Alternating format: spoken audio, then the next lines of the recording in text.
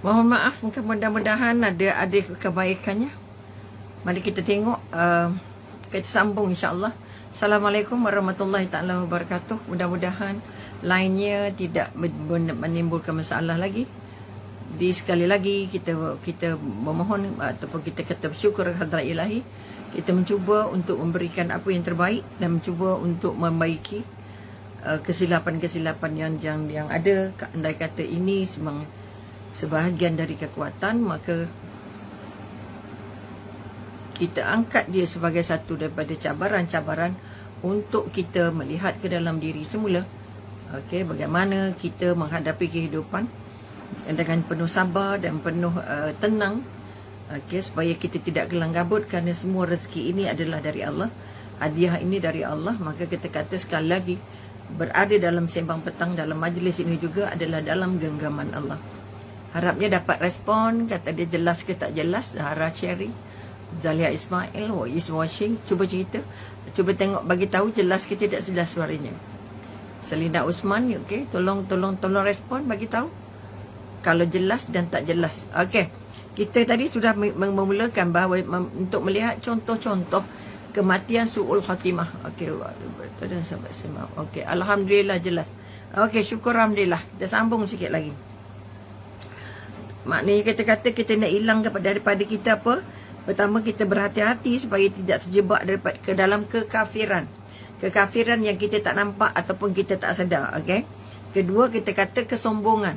Okay? Kesombongan, kalau boleh kita nak buang terus daripada jiwa kita rasa sombong. Kerana rasa sombong ada kaitannya dengan ego, rasa sombong ada kaitannya dengan apa kita kata riak dan sebagainya.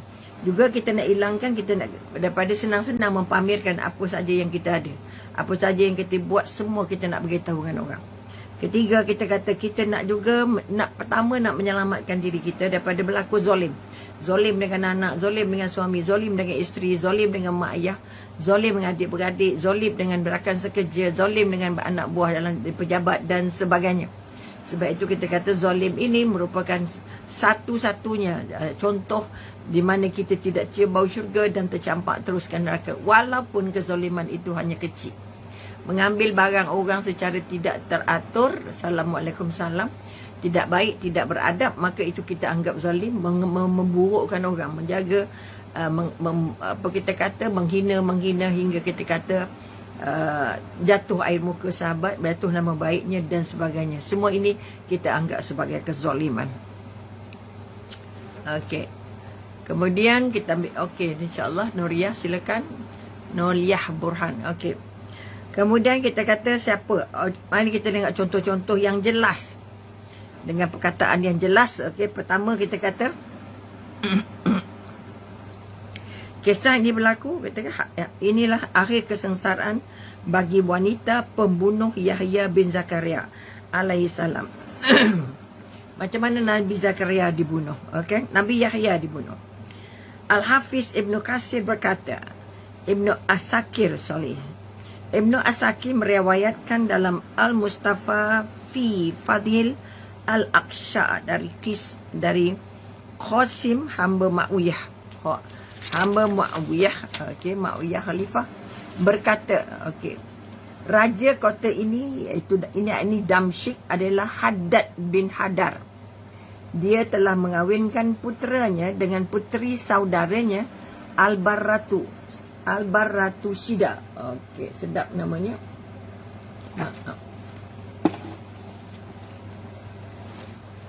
Kemudian dia kata dia juga telah mentalakkan 3 kali, kemudian ingin merujuk lagi. Lalu dia meminta fatwa dari Yahya bin Zakaria.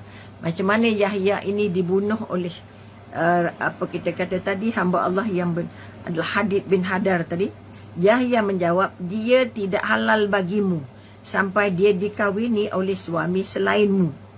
Ini orang yang memaksa supaya memberikan fatwa. Dah talak 3 tapi dia nak kahwin balik. Maka perempuan itu menaruh dendam kepadanya dan meminta kepada kepala Yahya bin Zakaria kepada raja. Okey, hal tersebut atas anjuran ibunya pada mulanya tidak dikabulkan, namun setelah didesak akhirnya dikabulkan. Dia nak bunuh orang tu. Setelah itu diutuslah seorang kepada Yahya yang sedang menegakkan solat di Masjid Jirum untuk membawa kepalanya di atas talam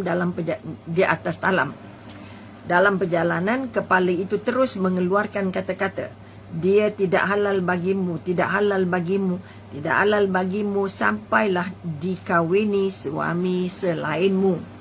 Ini yang terjadi. Lalu perempuan itu mengambil talam itu dan menaruhnya di atas kepalanya dan menuju kepada ibunya. Okey. Ketika sudah berada di depan ibunya, perempuan itu dibenamkan ke dalam bumi sampai kedua-dua kakinya. Okey, yang sombong, yang tidak menerima peraturan, akhirnya membunuh Yahya bin Zakaria. Kemudian apa yang terjadi, diambillah kepalanya, dibawa kepada ibunya dan akhirnya dia kemudian ketika sudah berada di depan ibunya, perempuan itu dibenamkan ke dalam bumi sampai kedua kakinya, kemudian sampai kedua pinggangnya, yang menyebabkan ibunya berkata, "Celaka, celaka." Dan pelayan-pelayan pun berteriak dan memukul-mukul wajahnya. Dalam keadaan yang seperti itu, ibunya menyuruh prajurit berpedang menebas lehernya dan kepalanya, yang belum tenggelam, dan prajurit itu pun melakukan perintahnya, namun bumi pun tidak memuntahkan, bumi pun memuntahkannya, tidak menerima mayat wanita itu. Ini kekuatan orang yang mati dalam keadaan su'ul khotimah, kerana hajatnya tidak sampai, maka dipersalahkanlah dan akhirnya diberikan kita kata balasan tidak diterima bumi. Pertama dia tenggelam kat dalam bumi dari kaki sampai betis, sampai lutut, sampai paha, akhirnya sampai ke kepala. Kemudian kita akhirnya dipancung dan akhirnya memuntah balik semua tubuh tadi kerana bumi tidak menerimanya. Okey. Kemudian kita ambil contoh lain. Ibnu Abi Hatim meriwayatkan dengan sanad yang sahih dari Ibnu Abbas, dia berkata, Musa telah mengatakan kepada Bani Israel, Nabi Musa, sesungguhnya Allah memerintahkan kalian dengan hal itu, diwajibkan kepada mereka mengeluarkan harta mereka, namun hal itu berat atas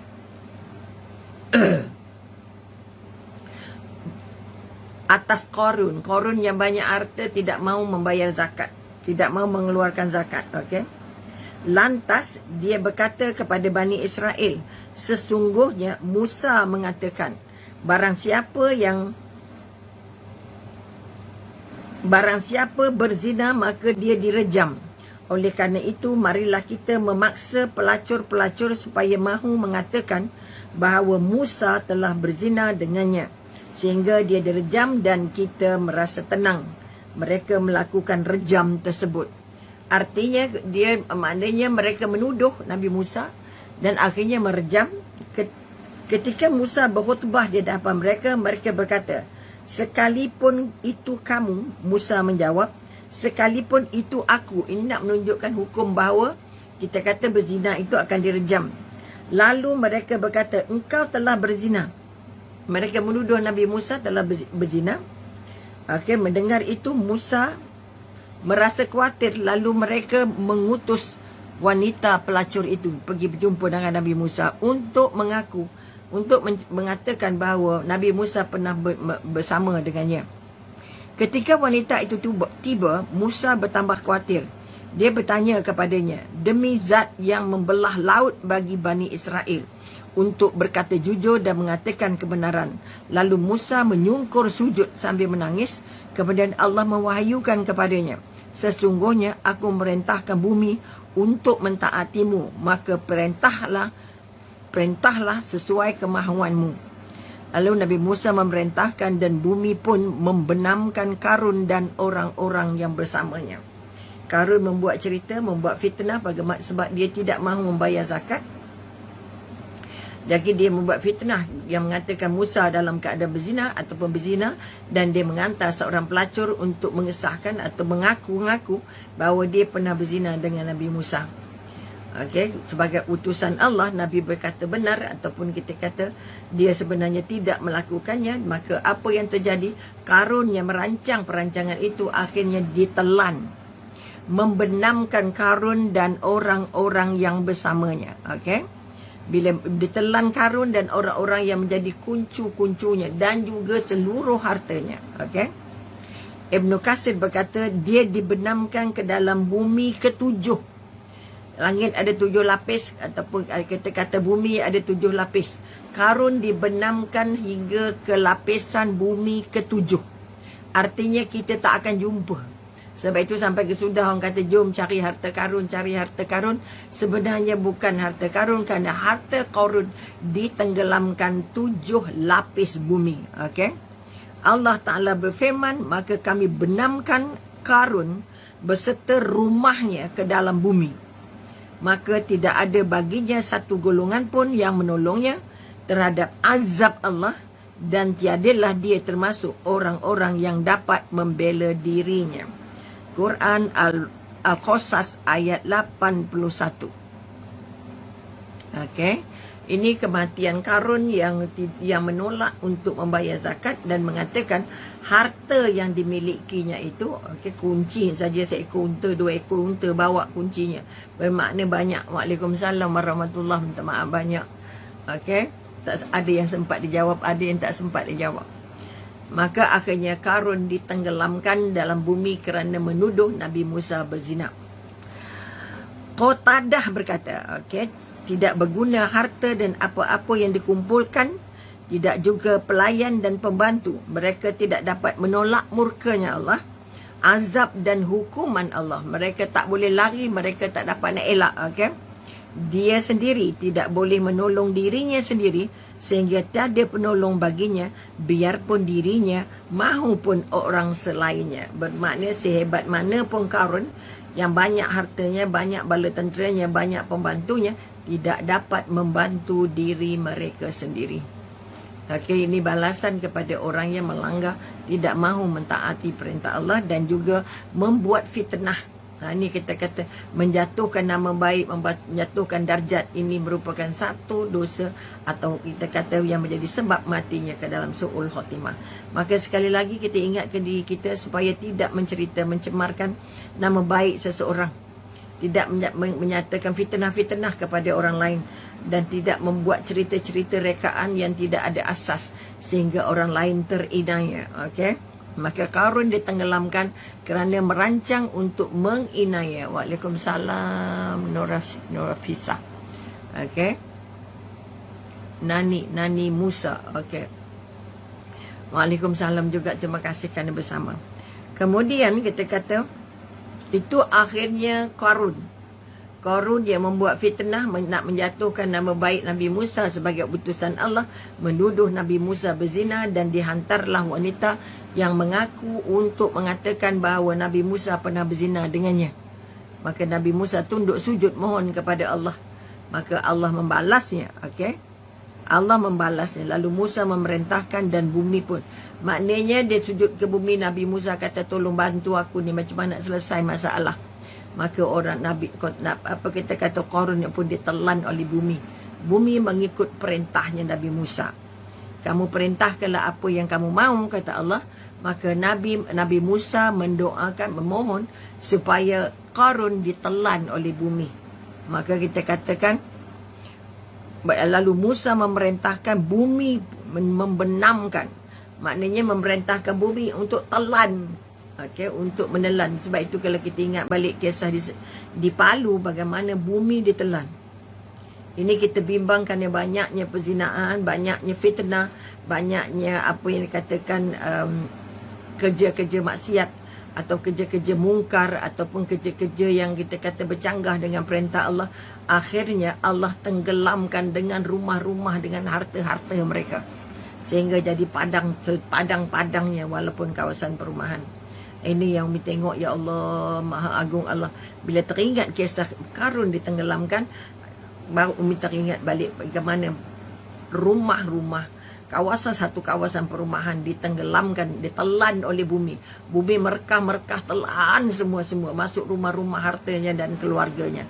Ini yang kita kata kita mengambil iktibar supaya jangan bermain dengan fitnah, jangan bermain dengan dosa-dosa, jangan bermain dengan nama baik manusia, jangan senang-senang mencaci, memaki orang-orang yang tidak bersalah dengan kita, yang kita tidak tahu buktinya lagi.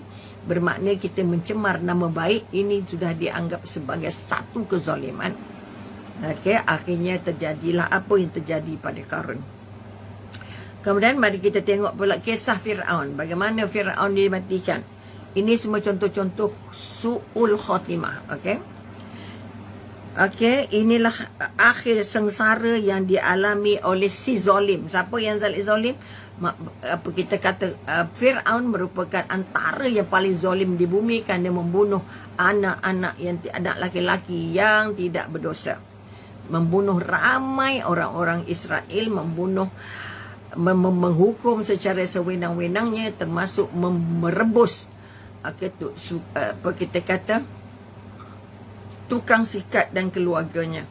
Okey, bila kita kata tukang sikat hanya tidak mengaku Firaun sebagai tuhannya, masih suaminya, pertama suaminya dimasukkan dalam periuk besar yang sedang mendidih, kemudian anak pertama, anak kedua, tinggallah Matitah dengan anak kecilnya. Ketika itu hatinya sudah berolah-alik ataupun sudah merasa, ya Allah, berilah pertolongan ini. Maka anak kecil yang tidak boleh bercakap akhirnya bercakap. Wahai ibu, teruslah terjun, kerana kita berada di jalan yang benar dan Allah akan memberikan kita syurga di sana. Ini kekuatan-kekuatan yang kita nak angkat. Semoga Ustaz Zahmi diberi kesihatan. Okey, insya-Allah. Okey, waalaikumsalam, Izzy dan juga yang lain-lain. Ini kata-kata Fir'aun di antara manusia paling kejam yang menjadi contoh. Okey. Orang yang menggunakan kuasa sewenang-wenangnya. Okey. Dia adalah Fir'aun yang mengatakan, aku Tuhanmu yang maha tinggi. Fir'aun mengaku dirinya akulah Tuhan yang maha tinggi. Penyombong yang mengatakan, bukankah bagiku kerajaan Mesir dan sungai-sungai mengalir di bawahku? Lalu Allah mengalirkannya dari atasnya. Begitulah balasan itu dari jenis perbuatannya. Maknanya ada sungai mengalir, ada juga yang air yang turun dari atas. Daripada Ibnu Abbas dia berkata, Rasulullah sallallahu alaihi wasallam bersabda, Jibril berkata kepadaku, jikalau engkau tahu bagaimana aku mengambil lumpur laut dan menjejalkannya ke dalam mulut Fir'aun, okey, kerana takut dia akan mendapat rahmat Allah dengan mengucap la ilaha illallah. Kita nak mati, kita nak sebut la ilaha illallah, maka Allah kata apa? Allah kata pula, Rasul kata apa? Bagaimana Jibril berkata kepada Rasulullah, jikalau engkau tahu macam mana malaikat nak elak supaya Fir'aun tidak mengucapkan la ilaha illallah. Bila dia tenggelam, terus disumbatkan dengan lumpur-lumpur laut ke dalam mulut Fir'aun. Lumpur-lumpur laut disumbatkan ke dalam mulutnya Fir'aun supaya dia tidak mampu menyebut la ilaha illallah. Okay, kerana kezalimannya itu. Maka kita kata dari mulut Fir'aun mengambil lumpur laut dan menjejalkannya ke dalam mulut Fir'aun, disumbat dalam mulut Fir'aun kerana takut dia akan mendapat rahmat Allah dengan mengucap la ilaha illallah. Okey. Demikianlah sesaan bagi siapa saja yang memerangi Allah dan Rasulnya. Okey. Fir'aun yang sewenang-wenangnya dan berbuat bongkak di atas muka bumi, mati di dasar paling dalam dan mulutnya penuh dengan lumpur-lumpur lautan. Ini mati su'ul khatimah yang berlaku pada Fir'aun. Kemudian kita katakan contoh lain. Contoh kematian Abu Lahab.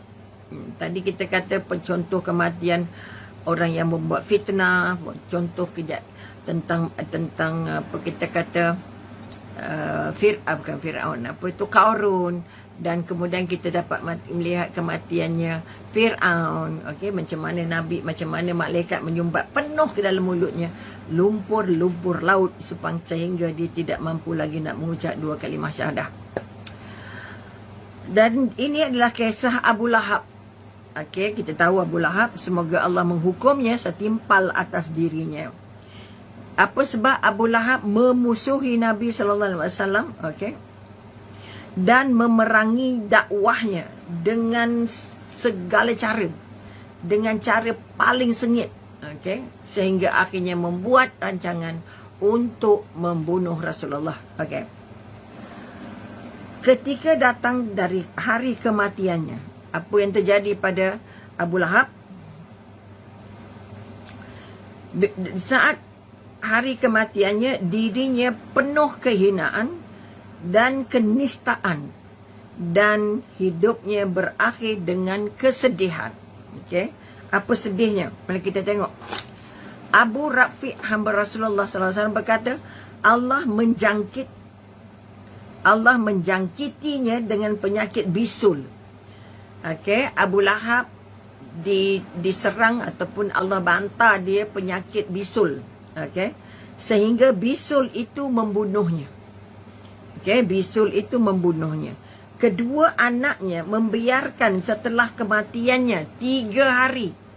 Dah 3 hari mati anak isteri dan tidak peduli, siapa pun tak peduli. Okey, membiarkannya, kemudian tidak menguburkannya, sehingga mayat itu membusuk. Okey, sedang kaum Quraisy yang lain, okey, takut akan penyakit bisul, sebagaimana halnya mereka takut dengan wabak penyakit taun. Maka apa sebab jenazahnya atau mayat Abu Lahab tidak dikuburkan? Selepas 3 hari membusuk, tapi anak-anaknya tidak mahu mengubur, takut jangkit penyakit bisul itu. Sehingga seorang dari kaum Quraisy berkata kepada mereka, celaka bagi kamu berdua. Okay, anaknya ada 2. Tidakkah kamu berdua malu bahawa bapamu telah membusuk di rumahnya dan kamu tidak menguburkannya? Anak sendiri tak nak kuburkan jenazah bapaknya. Okey. Keduanya menjawab, sesungguhnya, apa jawapan anaknya Abu Lahab? Sesungguhnya kami takut berjangkit. Okey. Okey, takut berjangkit daripada luka-luka bisul tu. Takut terjangkit penyakit bisul itu daripada luka-luka yang ada di badannya. Okey. Lalu orang itu berkata, pergilah, aku akan membantu kalian. Demi Allah, mereka tidak memandikan. Jenazah Abu Lahab tidak dimandikan, kecuali dengan mengujurkan air dari jauh. Kecuali disembur air dari jauh je. Okey, jenazahnya ataupun mayatnya disembur dengan air dari jauh setelah 3 hari dah membusuk, dan mereka tidak mahu mendekatinya. Okay, kemudian mereka mengheretnya, diheret mayat itu ke tempat yang tinggi dan menyandarkannya ke suatu dinding, kemudian mereka melemparinya dengan batu. Bayangkan, bumi tak nak terima dia.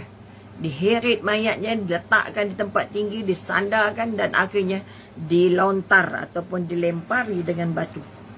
Ini kisah su'ul khotimah yang berlaku kepada Abu Jahal.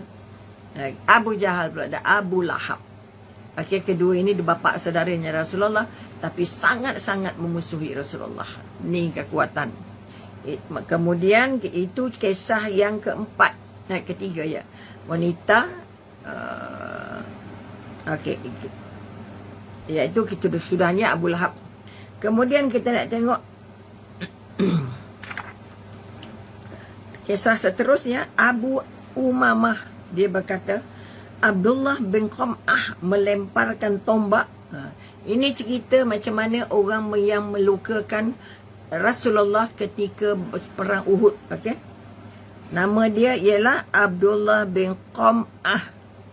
Melemparkan tombak ke bidik, ke dada tubuh, ke tubuh Rasulullah SAW pada perang Uhud.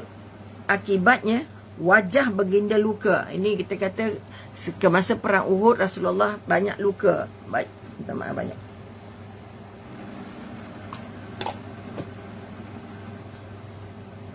sebab terkena tombak. Okey, terkena tombak. Wajah baginda luka. 4 batang gigi depan baginda patah. 4 batang gigi depan baginda patah. Okey. Lalu dia berkata, rasakan ini. Aku Ibnu Qam'ah. Dia rasa bangga kerana dapat menikam ataupun melontarkan tombaknya kepada Rasulullah. Maka Rasulullah bersabda sambil menyelak ataupun mengesat darah di wajah baginda, apa pedulimu, semoga Allah menghinakanmu. Okey, Nabi dah kata dah, kamu yang terlibat ni akan dihina. Lalu Allah menggerakkan kambing hutan. Okey, tiba-tiba ada kambing hutan. Okey. Lalu Allah menggerakkan kambing hutan yang terus menanduknya sampai tubuhnya terpotong-potong. Kambing hutan tanduk tubuhnya, menumbuk tubuhnya. Tubuh siapa? Tubuh Abdullah bin Qam'ah yang merasa bangga dapat mencederakan Rasulullah. Dia berniat untuk nak bunuh. Waalaikumsalam Hajijah. Okey. Junaidah. Okey. Maka kekuatannya, apa yang terjadi kepada orang yang memusuhi Rasulullah, tiba-tiba saja. Tiba-tiba Allah datangkan kambing hutan. Okey. Yang terus menanduknya. Menanduknya sampai tubuhnya terpotong-potong. Akhirnya bercakai-cakai. Ini bagaimana siksaan kematian orang-orang yang kita katakan su'ul khatimah. Okey. Ibnu Hajar berkata, keseluruhan dari hal-hal yang disebutkan dalam beberapa riwayat bahawa wajah baginda terluka. Nabi kata wajahnya terluka, 4 gigi depannya, 4 gigi depan baginda patah. Okey. Pipi dan bibir bawah bahagian dalam, bibir bawah bahagian dalam. Bahagian dalam baginda juga terluka. Bahu baginda juga tersoyak atau sobek akibat pukulan Ibnu Qam'ah tadi, ataupun kita Abdullah bin Qam'ah tadi. Dan lutut baginda menjadi lemas, letih, lenguh, sakit. Dan menurut Ibnu Hisham dari hadis Abu Sa'ad Al-Khudri bahawa Abdullah bin Qam'ah melukii Rasulullah sallallahu alaihi wasallam pada pipi baginda. Okey, sehingga 2 hujung topi baja baginda masuk ke pipi baginda. Apa kita kata, topi perangnya itu termasuk menikam pipinya. Okey, lantas apa balasan bagi penjahat ini? Abdurrahman bin Zabir berkata, sesungguhnya orang yang melemparkan tombaknya ke diri Rasulullah pada perang Uhud sehingga menyebabkan wajah baginda terluka, orang itu berkata, rasakan ini dariku, aku Ibnu Qam'ah. Maka Rasulullah bersabda, semoga Allah menghinakanmu. Tu cara Rasulullah marah. Okey. Abdurrahman menuturkan, lalu dia kembali ke keluarganya, lalu keluar mencari kambingnya. Dia terkejut melihat kambingnya di puncak gunung. Lalu dia mendatanginya untuk menangkapnya, namun kambing itu memberontak dan menyeruduk sehingga dia terjatuh dari tebing gunung dan tubuhnya hancur berkecai-kecai. Ini 2 kisah, 2 cerita. Ada yang kata kambing itu datang terus serang dia, yang didatangkan oleh Allah sampai dagingnya, tubuhnya putus-putus. Kemudian ni kisah daripada Abu Ibnu Hisham pula. Dia katakan dia balik dan dia mencari kambingnya dan didapati kambingnya berada di atas gunung. Dia cuba untuk menangkapnya, akhirnya kambing itu menyodoknya sehingga dia tergolek jatuh, kita kata terjatuh dari tebing gunung dan tubuhnya hancur berkecai, ujungnya hancur berkecai. Okey, ini di antara contoh-contoh. Abdurrahman menuturkan, katakan kemudian kita melihat pula kisah Imam dah habis masa. Ibnu Qayyim menyebut dalam kitabnya Ar-Ruh dari Al-Qari Rawini bahawa dia menyebut dalam kitab Al-Bustan dari sebahagian salaf, dia berkata, aku mempunyai tetangga yang mencela Abu Bakar dan Umar radhiyallahu anhu. Pada suatu hari dia mencela keduanya di atas batas kewajaran. Maknanya dah melampaui. Sehingga antara aku dan dia terjadi perdebatan yang sangat sengit. Ini orang yang menghina Khalifah Abu Bakar dan juga Umar. Setelah itu, aku kembali ke rumahku dalam keadaan diliputi kedukaan, sedih. Aku tidur dan tidak makan malam. Aku bermimpi melihat Rasulullah sallallahu alaihi wasallam dalam tidurku, maka aku berkata kepada baginda, wahai Rasulullah, si Polan mencela para sahabatmu. Baginda berkata, siapa sahabat itu? Aku menjawab, Abu Bakar dan Umar. Lalu baginda bersabda, ambillah belati ini dan sembelihlah Polan itu dengannya. Aku mengambil pelati itu, lalu aku menidurkannya si Polan itu dan menyembelihnya. Aku, Allahu Akbar, melihat seakan-akan tanganku terkena darahnya, lalu aku lemparkan belati itu dan memasukkannya ke dalam tanah untuk membersihkannya. Tiba-tiba aku terbangun dan mendengar teriakan dari rumah sebelah. Aku bertanya, itu teriakan apa? Mereka menjawab, Polan mati secara tiba-tiba. Lalu aku lempar belati itu dan masuk ke dalam tanah untuk membersihkannya. Okey, tiba-tiba aku terbangun dan terdengar teriakan dari rumah sebelah. Aku bertanya, itu teriakan apa? Mereka menjawab, si Polan ataupun tadi yang kita kata namanya tadi, Polan mati secara tiba-tiba. Ketika hari sudah pagi, aku datang dan melihat ada bekas di tempat penyembelihan lehernya. Maknanya walaupun Nabi bercakap, sahabat bercakap dalam mimpi apa yang dibuat oleh orang ini, okey, akhirnya orang itu merasa dia menyembelih orang itu walaupun dia itu semuanya dalam mimpi. Tapi Allah nak bagi tahu, Allah nak tunjukkan orang yang menghina sahabat Rasulullah pasti tidak akan dilepaskan oleh Allah. Akhirnya setelah orang ini terjaga dan telah siang, dia melihat mendengar orang itu menjerit dan ditanya apakah jeritan. Dia kata ada jirannya yang mati seolah-olah disembelih. Dan dia pun pergi melihat bahawa ada kesan sembelih pada lehernya. Ini yang kita katakan bagaimana Allah nak menunjukkan mati su'ul khatimah itu terjadi. Okey, baik kita kata dengan kesalahan-kesalahan yang sudah kita sebutkan tadi. Pertama kita kata salah menghina sahabat, kemudian dia melukakan Rasulullah. Kalau Karun kata-kata dia tenggelamkan dan berbagai lagi. Maka ada sikit lagi sungguhnya. Alamak, tak apa, kita sambung esok. Jadi sekali lagi terima kasih. Dengan cerita-cerita ini, mudah-mudahan cerita ini akan mendorong kita untuk terus merasa bahawa aku tidak akan menghina Allah, tidak menghina Rasulullah, menghina apa yang pengajaran yang Rasulullah bawa. Aku tidak akan menolak apa yang diperintahkan oleh Allah.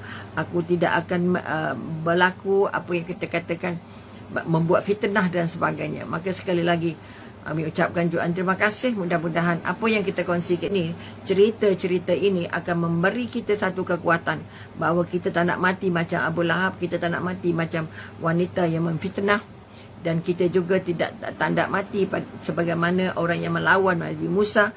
Kita juga tidak mau mati sebagaimana matinya Abu Lahab, dan kita juga tidak mau mati sebagaimana matinya orang yang mencelakakan atau melukakan Rasulullah. Dan akhir sekali kita kata, kita tidak mahu mati sebagaimana matinya sahabat kerana menghina sahabat Rasulullah dan khalifah. InsyaAllah, mudah-mudahan panjang umur, kita sambung lagi sikit kisahnya. Ada 2-3 kisah lagi. Mudahan dengan kisah-kisah ini akan mengukuhkan keyakinan kita bahawa su'ul khatimah merupakan kematian yang paling buruk. Dan kita berdoa setiap hari, ya Allah, ya Tuhan kami, jauhkan kami dari mati dalam keadaan su'ul khatimah. InsyaAllah kita akan dilindungi Allah dengan syarat kita kita kata basingkan diri, tidak sombong, tidak riak, tidak ujub, tidak zalim, dan berbagai alasan tadi yang sudah kita sebutkan dari semalam hingga hari ini. Jadi sekali lagi terima kasih banyak atas perhatian, atas turut serta, dan minta maaf atas gangguan-gangguan tadi. Dan mudah-mudahan gangguan itu menguji kesabaran kita untuk terus mendapat ilmu dan berkongsi untuk dengan orang-orang lain supaya menjadi pengajaran kepada kita dan pengajaran pada orang di sekitar kita. Jadi 10 jari disusun, mohon ampun dan maaf atas gangguan, atas kelewatan.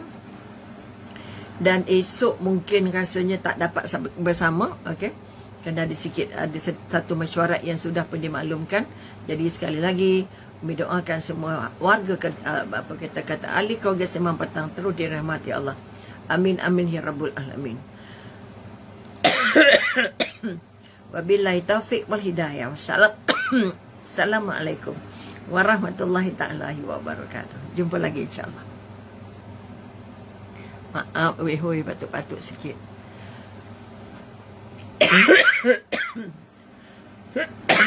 Jadi terima kasih banyak sekali lagi. Mudah-mudahan kita diizinkan berjumpa di masa akan datang insya-Allah.